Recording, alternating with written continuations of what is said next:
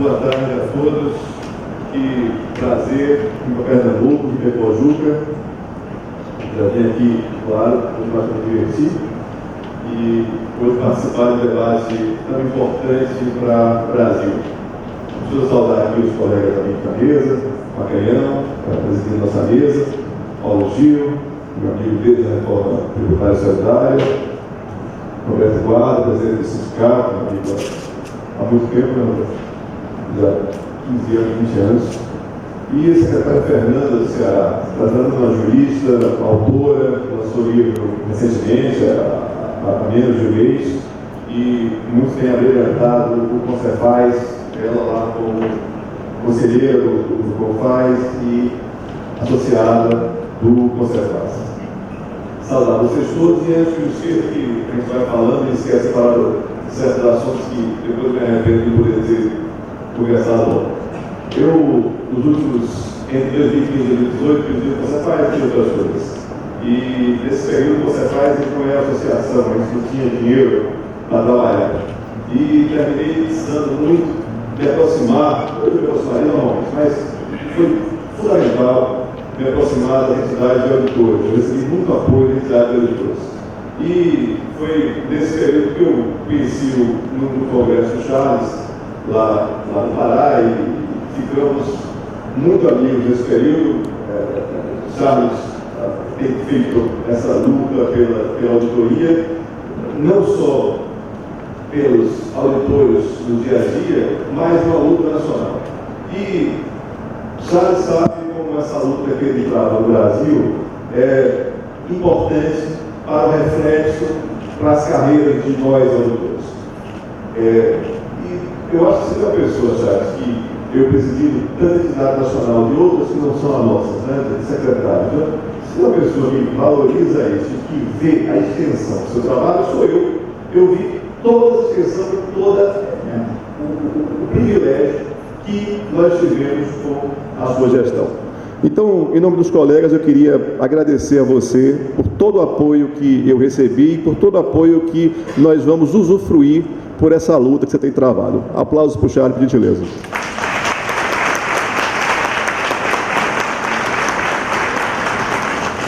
Um grande prazer estar aqui, Charles, com você nesse encontro. Eu vou fazer o mais divertido possível, tornar a coisa não muito técnica, porque a gente também, existe um ambiente de incerteza muito grande, a gente sabe como é que a reforma tributária entrou, mas é igual a massa de bolo, a gente não sabe, mas sabe que vai sair diferente, né? Como vai sair, a gente não sabe exatamente. Uma outra coisa que falou aqui, autor de vários livros, eu gostaria de nomear os livros: Resgatar o Brasil, editora Boitempo, tá, 2018, Federalismo Sem Juízo e outros. Esses dois eu queria vender mais, estou dando o nome aqui, quem for comprar na internet, tá certo? Põe lá, André Horta na Amazon, Resgatar o Brasil, vocês vão gostar bastante desse livro, é um livro sobre ideologia e tributação, entre outros autores. Estou lá acompanhando grandes nomes do Brasil, tanto em um livro quanto no outro. Estou lá modestamente acompanhando grandes autores brasileiros. Eu vou falar a vocês, inicialmente, falando de livro, né? Deixa eu falar de um livro que foi lançado há 2 anos. Um livro de um austríaco chamado Walter Scheidel. Ele é professor da Universidade de Stanford e ele lançou um livro chamado The Great Leveler, o Grande Nivelador. Não foi traduzido ainda. Eu lamento, como vocês todos lamentam, às vezes você vê coisas que são lançadas lá fora e tanta bobagem, às vezes a gente traduz e grandes livros como esse não foram traduzidos. Esse autor, ele é um historiador, e é um historiador de um ramo que já foi muito específico, mas hoje nem mais tão específico assim. Tem Pedro, aluno do amigo meu, Marcelo, que também, por exemplo, é historiador também dessa área de desigualdade. Mas o diagnóstico desse livro do Scheidel é que é extremamente pessimista. Ele diz que a desigualdade ele depende de 4 cavaleiros do Apocalipse. A redução de desigualdade no mundo, ele sempre dependeu de que houvesse uma revolução sangrenta, uma guerra, uma epidemia grave ou um colapso do Estado. Sem acontecer isso, você não tem referências históricas de grandes reduções de desigualdades. Mas é interessante ver que essas consequências, elas não são muito quadradinhas, né? Elas vão se juntando com outros aspectos de dificuldade, e a gente entender essa dificuldade é importante porque o que a gente quer fazer depende justamente da nossa compreensão dessa complexidade. Segunda Guerra Mundial, isso é um dos efeitos que o Scheidel fala, né? A Segunda Guerra Mundial foi um elemento de redução de desigualdade. Guerra reduz desigualdade, pelo mesmo motivo que as outras, né? Quando você tem a guerra, morrem os mais ricos, morrem muito mais pobres, claro, né? E o que acontece, né? No andar de cima há uma redistribuição patrimonial. No andar de baixo, a força de trabalho reduz, então a força de trabalho fica mais cara também, os salários melhores, então você achata, você fica com o lugar, os países ficam menos desiguais. Fui para o seminário, fui conhecer, na verdade, a Universidade de Cambridge, aproveitei e fiz um seminário lá, marquei o seminário para conhecer, quase que turismo. Mas, o seminário de História, e o orientador estava falando lá, e ele, acho que eu tive a impressão que eu perdi o que ele tinha falado. Ele falou, e quando a Rússia ganhou a guerra, aí eu achei que ele estava falando do século XX, e voltei, que guerra ele está falando? Perguntei lá. Aí ele falou, não, Segunda Guerra Mundial. Eu disse, a Rússia ganhou a Guerra Mundial? Esse cara não assiste Sessão da Tarde, não? Foram os Estados Unidos que ganharam, desembarque da Normandia. Bom, mas assim, quando acaba a Segunda Guerra Mundial, o país socialista fica extremamente forte dentro da Europa, praticamente ganhou a guerra sozinho, né? O número de mortos é superior a 10, 20 vezes o que os aliados junto com os Estados Unidos morreram, por exemplo, né? Na guerra. Então, quando acaba a Segunda Guerra, o capitalismo ocidental ele está bastante amedrontado e impressionado com o socialismo, né? Socialismo soviético, socialismo real. E acontece um fato bastante interessante para o capitalismo, é que eles dialogam com o socialismo, para que os trabalhadores, para que quem morasse lá não cedesse, votasse, implantasse o mesmo regime planificado que tinha na Rússia.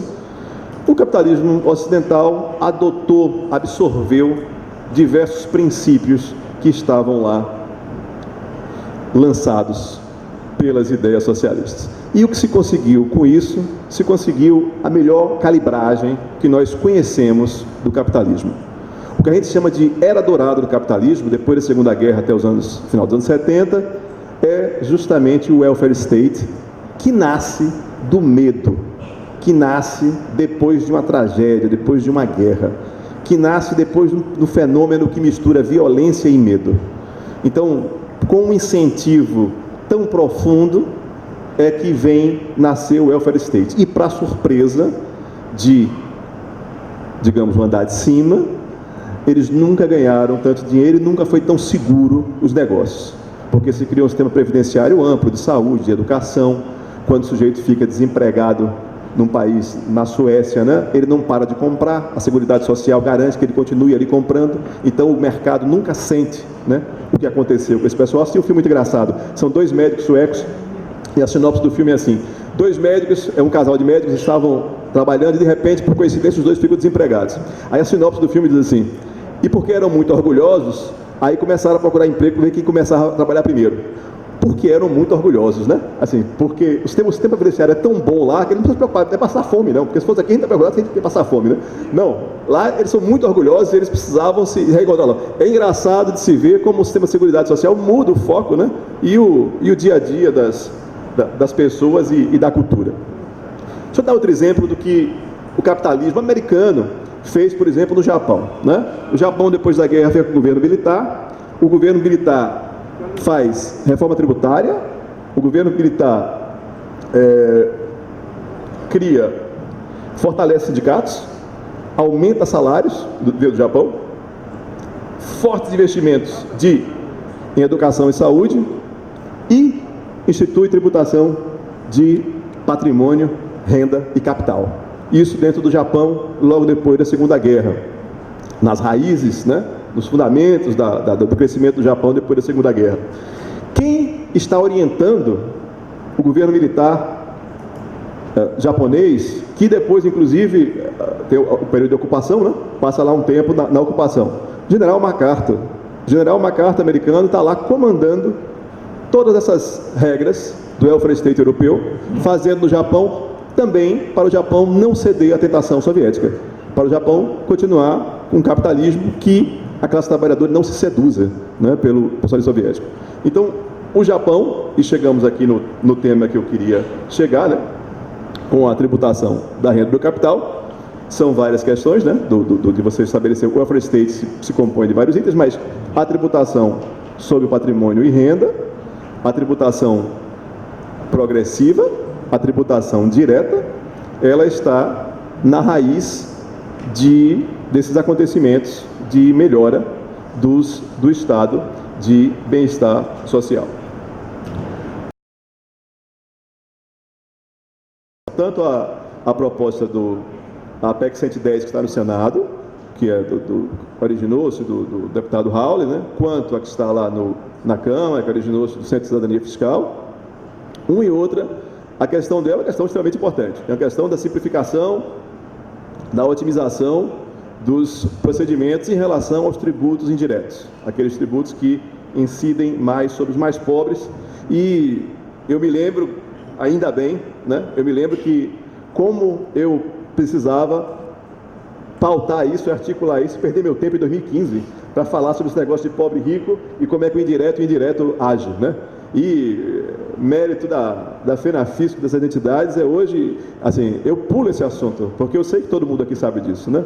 É ótimo, mas assim, todas as vezes eu tinha que se desgastar aqui para explicar o que é progressividade, por que é, e com colegas meus, colegas inteligentes, né? Mas assim, ele falou, não, isso não é justo. Impressionante, a gente tinha que justificar esse negócio, né? Mas assim, hoje parece que esse consenso já está com a maioria dos auditores, e a gente pode ganhar esse tempo, ainda bem, né? Para poder discernir e conversar sobre outros assuntos tão importantes quanto. Então, veja, temos a proposta do CIF lá e temos a proposta do Hawley no Senado, 110. A 110 e a 45. 45 na Câmara e a 110 no Senado. Eu vou pegar alguns poucos pontos de cada uma dessas propostas para comentar e falar sobre como foi a intervenção dos estados. Aqui é formado plateia de auditores estaduais, principalmente, né? Então, falar como foi a intervenção dos estados nas condições que estão dadas nessas reformas apresentadas no Congresso Nacional. Alguns pontos, 5 pontinhos de cada um, tá certo? Os mesmos pontos e os mesmos pontos com os estados. Primeiro deles, a ideia é criar o IBS, um imposto que condensa 5 tributos indiretos. IPI, PIS, COFINS, ICMS e ISS. Condensar 5 tributos. Vejam, senhores, essa é uma ideia que se teve em 1971. Eu tenho o artigo da Gazeta Mercantil que se pedia a fusão do ICM, na época, e o IPI, em 71. Né? Por que isso? Porque a simplificação, porque a Europa tinha também feito simplificações nesse sentido e tinha dado bastante certo. O IBS, ele incide no destino. A história do destino é uma história que está lá também na Emenda Constitucional 65. O ICM, quando substitui o IVC é o Imposto de Origem Pura. A substituição do ICM jogava totalmente para o destino. Então, qual foi a briga na época? A briga foi os estados que são exportadores vão perder mais. O IVC, sei lá, algum estado muito exportador, São Paulo, por exemplo, né, que a balança é muito positiva. Na época, exportava bastante e ia perder bastante receita. E a mudança seria traumática. Então, a ideia, na época, foi fazer o quê? Fazer um acordo.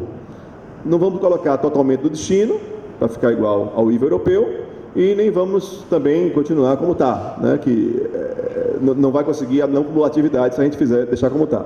Então, vamos colocar uma parte na origem e uma parte do destino. E, daqui a alguns anos, a Constituição tem uma marca disso, tem em várias partes da Constituição, diz lá, né, quando o imposto se chegar ao destino, né, quando o imposto estiver completamente no destino, por exemplo, o FEX deverá ser pago até que se atinja 80%, sei lá, da tributação no destino. Então, a ideia sempre foi que nós vamos tributar isso em algum tempo no destino. Então, em algum tempo, isso terminaria incidindo e repartindo a receita para o estado de destino, como é na Europa. Essa criação que o IBS aqui está reformando, isso vem em boa hora, claro, né? Porque o grande problema de burocracia tributária brasileira está aqui, né? Aqui se criou, por exemplo, a guerra fiscal. A guerra fiscal nasce quando você deixa uma parte da alíquota na origem. Foi isso que foi negociado bastante no futuro, e foi isso as políticas estaduais de desenvolvimento se firmaram nisso aqui. Não sozinho, né? Porque poderia ter sido organizado isso aí, mas nada que é ruim pode deixar de piorar. 77, sai a Lei 24 e cria o CONFAZ com quórum unânime. Né? O quórum unânime fez com que os benefícios fiscais que eram concedidos não se discutissem no CONFAZ. O CONFAZ, desde 77, nunca conseguiu discutir uma questão econômica relevante. O CONFAZ decide questões regulamentares, de como é que faz a substituição, como é que não faz, o alface congelada, que sai de um estado para o outro. Essas questões menores, o CONFAZ resolve. Mas as políticas industriais, por exemplo, que são fundamentais para o desenvolvimento dos estados, nenhuma passou no CONFAZ. É a que mais envolve carreamento de investimentos de todas. Nenhuma delas passou no CONFAZ. Então, por que não passou? Porque é por decisão unânime, né? Então, o único quórum unânime do mundo, eu vi já que na Europa o quórum unânime, eu fui lá saber, não é, né? Não é unânime. Esse único quórum que tem de unanimidade termina por impedir que a política de benefícios fosse desenvolvida. Nunca conseguimos desenvolver uma política eficiente de benefícios fiscais. Pior do que isso, né? Você impediu de que o secretário de Fazenda fizessem políticas de desenvolvimento baseado em indústria, que é a mais agregadora, né? E, sei lá, errassem, né? Porque você só acerta errando. Você precisa tentar algumas coisas. Então, os secretários não puderam sequer tentar políticas de desenvolvimento regional, ajustar as alíquotas em relação às regiões, porque esse quórum impedia qualquer tipo de experimento. Na Justiça, enfrentamos na Justiça, tem a DPF 198 DF, né, contra o CORE, é inconstitucional, não foi recepcionado, isso não foi apreciado, né, pura e simplesmente. Colocamos alguns projetos lá, eu pessoalmente trabalhei em 2 nos últimos 4 anos, né, de você acabar com o quórum de unanimidade do CONFAZ, mas não progredimos com isso, e isso... Bom, mas a questão positiva é que isso se resolve agora com o IBS, e é muito importante que esse novo imposto jogue a tributação, a repartição para o estado de destino e converta para o local a sua tributação. Outro detalhe é que a alíquota se distribui em 3 partes, mas essas partes, essa decisão é de acordo com a União, com os estados e municípios. A União decide uma alíquota, os estados, cada um decide a alíquota, no processo eu não vou entrar em detalhes agora, e o município também. Então, a junção dessas 3 alíquotas é que dá a tributação para determinado município, né? Se os municípios tiverem as alíquotas iguais, então vão ter alíquotas iguais, já que é do estado, né? Já que estão no mesmo estado, já que do estado é a mesma. E se 2 estados têm alíquotas iguais e depois os municípios também, vai haver muita semelhança de tributação. Ou não, né? Ou se variar, se os municípios variarem, pode não acontecer. E o que acontece, por exemplo, com a tributação, sei lá, de cigarro, com a tributação de bebida, arma? O que acontece com esses produtos, né? Esses produtos, eles seriam ajustados à tributação para você desestimular o consumo com o imposto, ai meu Deus, solidário não, do imposto IS, seletivo. Obrigado, secretária. Com o imposto seletivo, o IS, e esse imposto seletivo, ele termina dando um plus com a mesma base do IBS, na mesma base do IBS, ele dá um plus e esse plus desestimula o uso. Então, o imposto seletivo é um imposto que confere uma externalidade, ele não tem função fiscal, tá? Para determinados produtos, para você desestimular o uso. A base de incidência desses tributos, ele deve melhorar a carga tributária indireta para a maioria dos produtos. Por quê? Porque, sendo o IVA, sendo o imposto mais eficiente, Por exemplo, ICMS tributa margarina, ISS tributa cabeleireira, locação de imóveis, nenhum nem outro, isso não é nem serviço nem mercadoria. Então, quando você cobra o imposto sobre valor agregado, que o IBS termina fazendo simulacro, você pega todo tipo de operação. Então, ele é mais eficiente, ele divide mais tributação. Então, ele dividindo mais tributação, a probabilidade é que a cobrança de mercadoria, na média, vá reduzir. E os serviços? Os serviços, eu participei do seminário em São Paulo há 15 dias, tinha lá uma auditora municipal falando especificamente sobre serviços. E participei, o Eurico de Santi participou também, do CICIF, e a queixa dela era essa: os serviços, como tem alíquotas menores, inevitavelmente, quando você juntar as alíquotas, os serviços serão tributados, na sua média, em patamares superiores agora. Aliás, essa é uma causa de grande discussão com os municípios.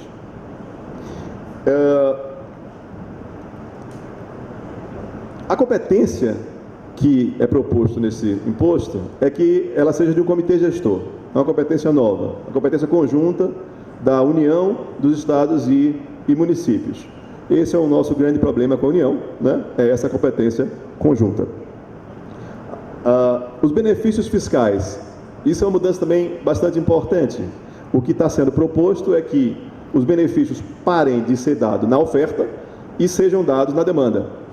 Que a gente troque os benefícios fiscais como são dados hoje por programas de transferência de renda, por exemplo, né? Então, se viu que é muito mais eficiente você intervir na demanda em vários aspectos, não é só do benefício fiscal, em vários aspectos. A intervenção na demanda ela é mais eficiente do que a intervenção na oferta. Então, a ideia é que acabemos o formato de benefícios fiscais como está atualmente. E, finalmente, a transição dos modelos. Você tem uma transição para arrecadação e uma transição para repartição. Para arrecadação, ou seja, para a entrada em vigor do IBS, que, enquanto sai o ICMS do palco, para essa arrecadação, a transição proposta pelo CICIF é 10 anos, com 2 anos para teste de alíquota. 2 anos você vê quanto é que esse 1% arrecada. Aí mais outro ano, tenta 2, vê quanto é. Aí você vê até quando vai chegar a alíquota final. Para que isso? Por que ir testando? Porque a ideia é que no final não haja aumento de carga tributária. A ideia é que você mude a forma como você vem arrecadando os impostos diretos hoje. E esse desse destino, a proposta do CICIF é a proposta de 50 anos. É um prazo, sem dúvida, senhores, largo, né? 50 anos. Se vocês fizerem, tirem fora aí a Constituição do Império, na média, as Constituições da República duram 23 anos, né? Então, 50 anos é o tempo de quase 2 Constituições. Então, assim, o mundo já virou nisso aí. Acho que esse aqui é um prazo que pode ser revisto, a gente pode pensar melhor sobre isso aí. Bom, essa questão da PEC, esses 5 assuntos da PEC 45, que eu queria fazer uma perspectiva com os estados, se der tempo. O do Hawley, ele é um pouco mais radical, né? Em vez de 5 impostos para criar o IBS, ele usa 8 impostos. Além daqueles que eu falei, IPI, PIS, COFINS, ICMS e ISS. Além desses 5, tem salário de educação, CID de combustíveis e IOF.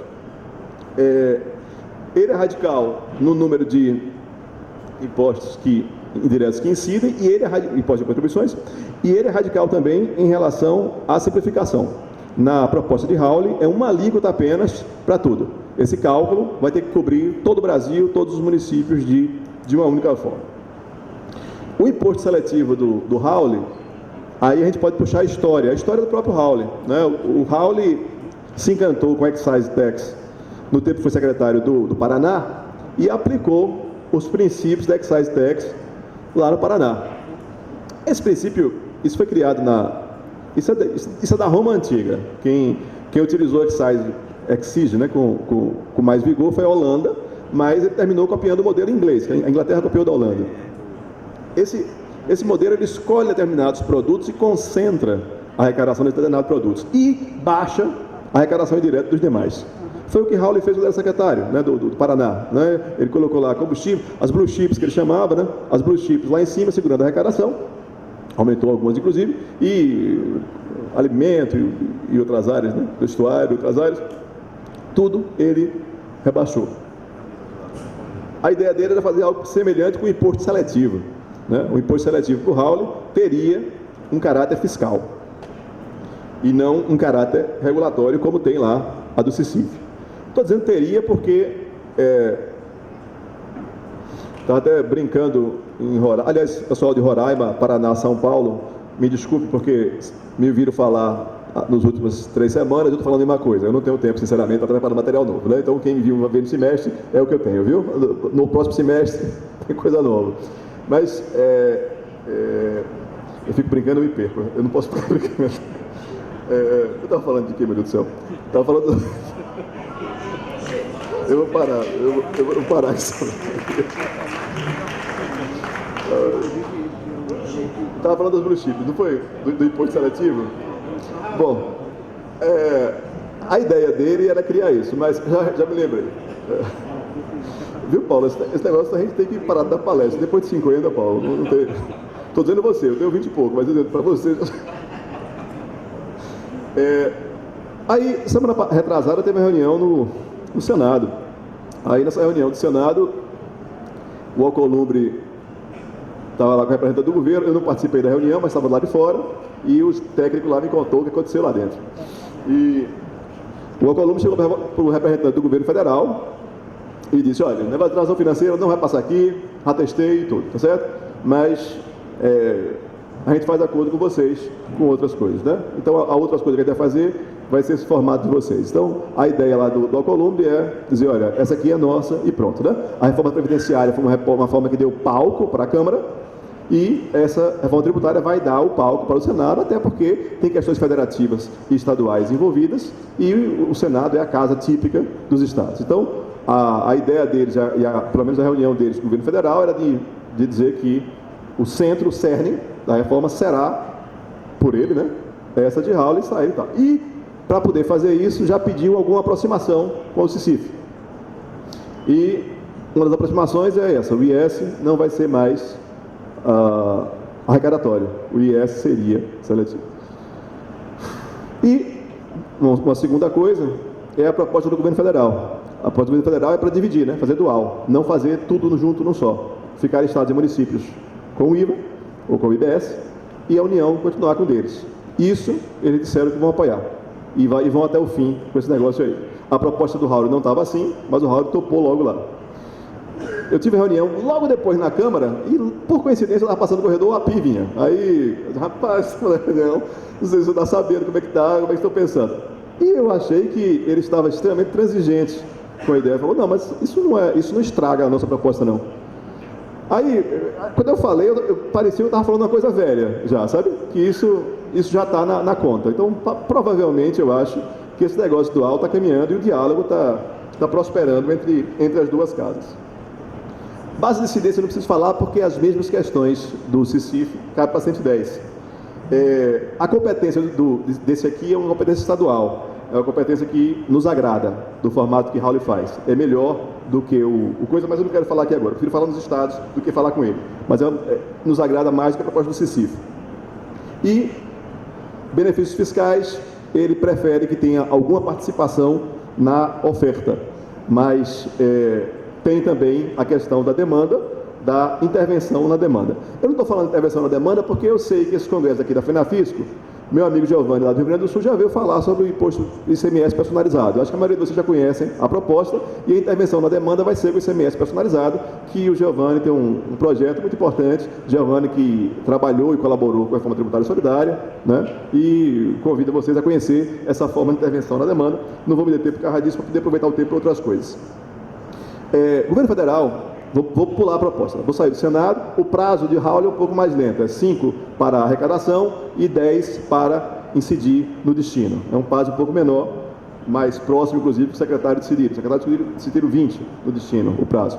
Então, a de Raul é 10, é um prazo bastante interessante para essa transição.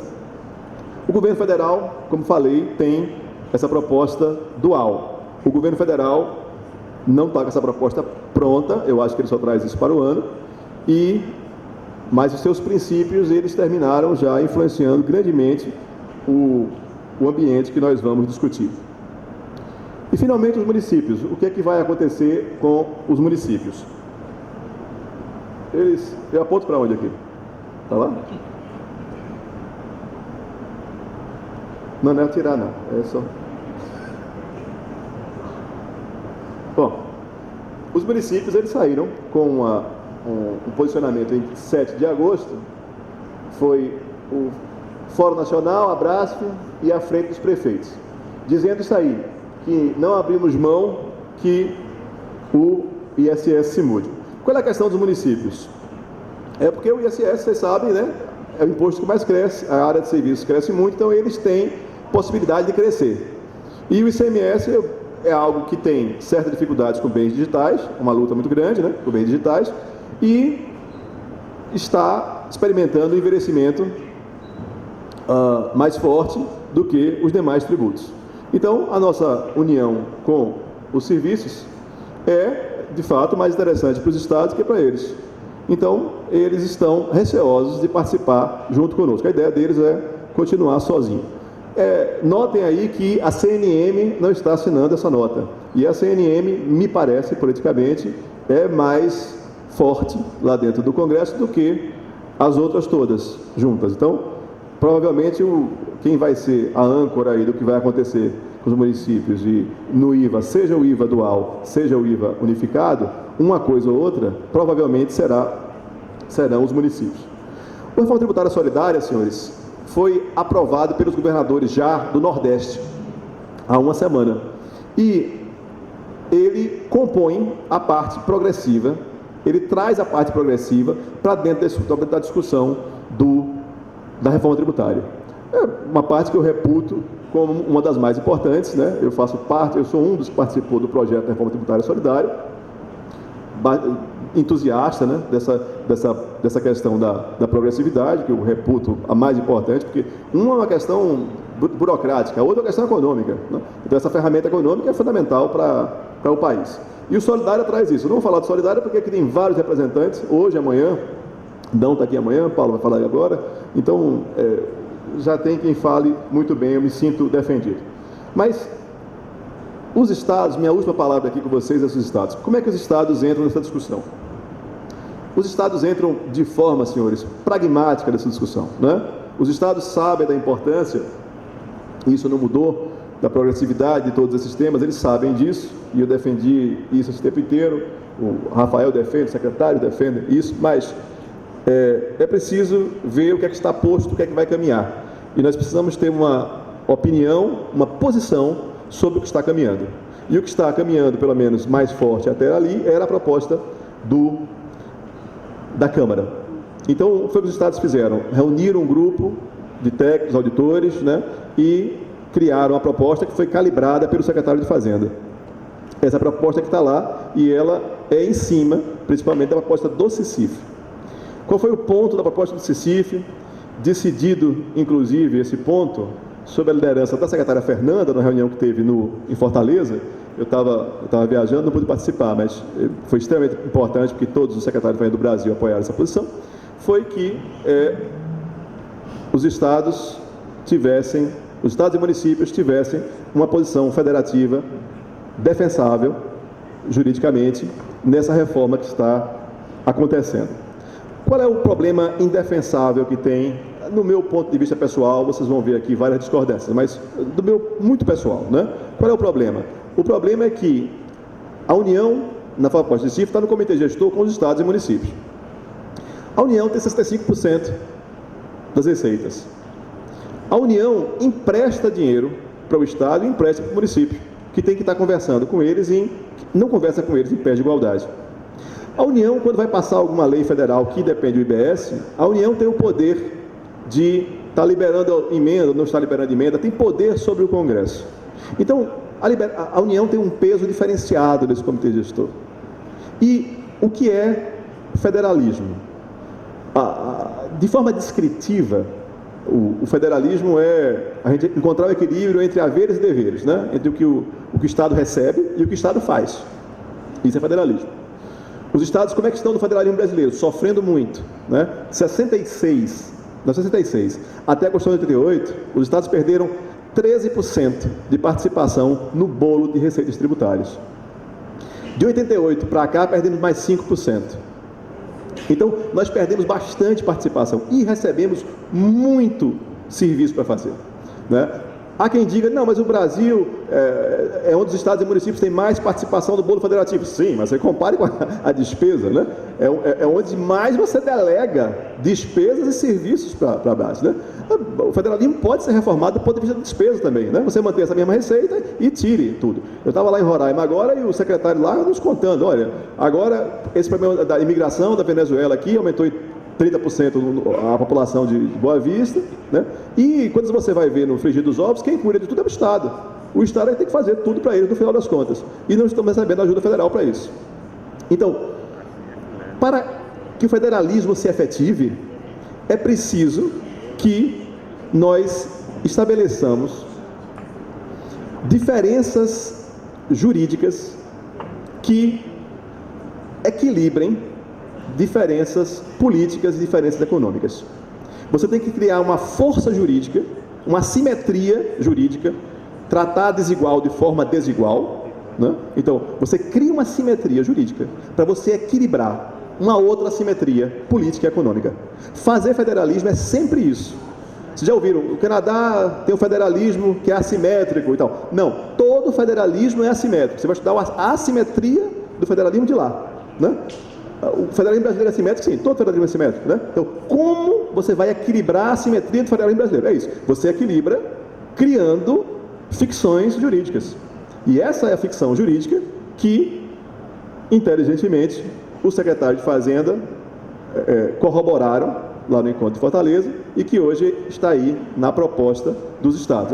É um movimento assim, bastante importante que eu não podia deixar de falar. Uma outra coisa, Fundo de Desenvolvimento Regional, por favor, depois alguém pergunte, que é uma parte importante, mas uma outra coisa para encerrar é a questão de que e se você fosse o técnico, o que você fazia, né? Mas todo mundo tem uma ideia aqui de reforma tributária, eu modestamente também tenho a minha. Eu acho que nós estados, a gente perdeu bastante daquele formato da Constituição de 88. A Constituição de 88 o campo progressista jogou pedra quando ficou pronta, né? Muito partido não assinou, mas hoje o que está em jogo aí, gente, em termos de valores, por exemplo? Que valor está sendo preservado aí? Está sendo preservado a liberdade, né? Que liberdade? Liberdade econômica. A base da liberdade econômica.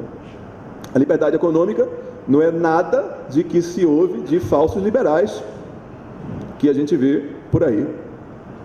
Liberdade econômica é você poder fazer as coisas, você ter economia suficiente para fazer as coisas. Isso é liberdade econômica. Normalmente a liberdade econômica é tratada pelos que se chamam liberais como não fazer as coisas, né? Deixe que mão invisível, a santidade do mercado.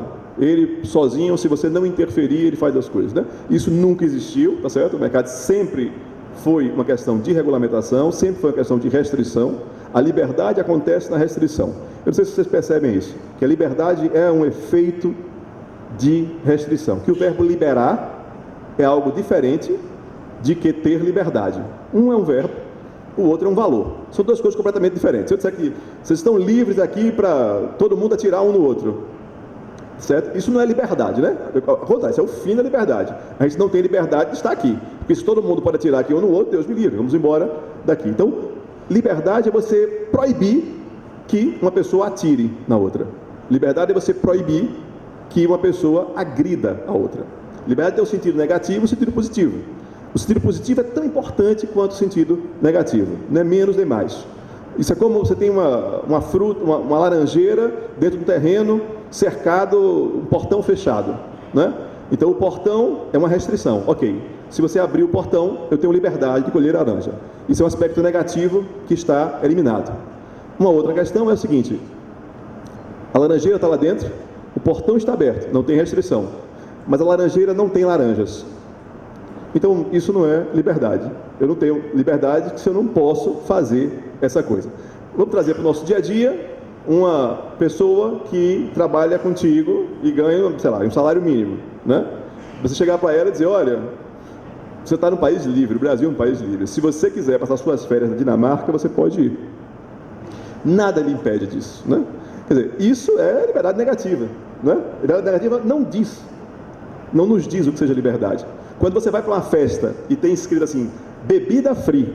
Bebida free significa que eu chego lá e eu pego a bebida, tá certo?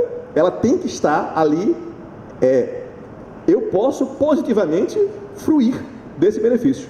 Liberdade de ter saúde, eu poder ir no hospital e me tratar. Liberdade, eu poder ir, poder fazer. Então, o sentido positivo de liberdade é o sentido mais importante. O negativo é apenas um pré-requisito da liberdade, né? Mas o sentido positivo é o sentido mais importante. O sentido positivo da liberdade é o sentido que o welfare state conferiu. O welfare state deu liberdade ao sujeito ter saúde, deu liberdade para o sujeito ter educação. Então, deu liberdade de você ter dignidade de vida. Então, isso é central. E o nosso sacerdócio, digamos assim, com o sistema tributário, o nosso sacerdócio com esse respeito à tributação progressiva e com o estado de bem-estar social, é porque nós descobrimos algo inédito na humanidade. A gente pôde reduzir a selvageria do que é o viver, do que é a história do homem, com essas liberdades que são garantidas e que têm um fundo econômico. Então, nossa preocupação toda com a reforma solidária, com a reforma progressiva, é essa melhoria que o welfare state pode dar à população. Não é um estado perfeito, não, tem muitos defeitos, mas a gente gostaria de estar nesse nível de defeito. Esse nível de defeito é extremamente importante que a gente alcance aí, porque daí você consegue outras coisas muito melhores e muito importantes. Eu queria fazer essa abertura muito rápida e falar das condições que estão colocadas, que é importante também que a gente fale do que é que está acontecendo no Brasil. Você vê que é o grande momento, né, do Senado brasileiro. Foi o mais perto que a gente chegou ali de um estado de bem-estar social. Na Constituição, a gente tinha lá, entre as competências dos estados, o AIR, o adicional de imposto de renda de 5% sobre lucros e dividendos. Criação do professor Fernando Rezende, lá no IPEA, que presidiu logo antes da Constituição. É uma ideia muito bacana, porque essa participação dos estados com competência, né, e com receita progressiva, isso dava uma riqueza na sua base econômica que a gente não tem hoje. Hoje a gente depende, não é isso? Quase 90% do ICMS de um imposto que é regressivo. Quanto mais eficiente nós somos na arrecadação, mais regressiva fica a carga, né? Isso é uma luta injusta. O AIR nos dava uma característica, uma habilidade. Não é a única forma, não. Tem diversas formas da gente intervir na progressividade, quero deixar bem claro, né? Mas, na falta de uma ideia que esteja em cima da mesa na hora, eu acho que esse formato que estava lá na Constituição era um formato bastante interessante, por exemplo, agora, para poder a gente lidar com a decadência do ICMS, né? Nessa decadência do ICMS, a gente poderia agora aprofundar no imposto de renda, justamente uma base que está aí, de pleno conhecimento, né? É muito subaproveitada no Brasil. Eu só vi, são 19 transparências, eu passei uma, foi muito, lá em Roraima, mas não consegui nenhuma, né, chegar. Minha introdução não chega a começar a palestra. Eu queria agradecer a vocês e convidar, né, a essa discussão da reforma tributária, porque é muito importante que a inteligência, né, dos colegas, né, seja comunicada e seja circulada para melhorar a propostas dos secretários, melhorar a propostas dos técnicos que trabalham, né? Esse diálogo é bastante importante e eu queria acabar com isso, acabar com o convite de vocês a esse diálogo. Muito obrigado.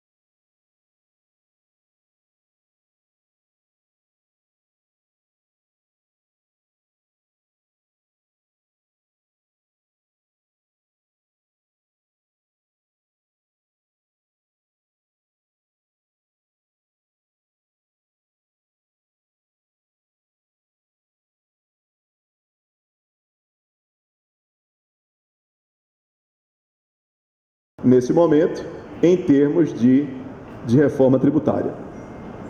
A reforma tributária que a gente vai, que estão lá no Congresso, as que estão colocadas agora, exatamente do jeito que estão, né? Elas estão preocupadas com essa questão da progressividade? Não foi uma questão.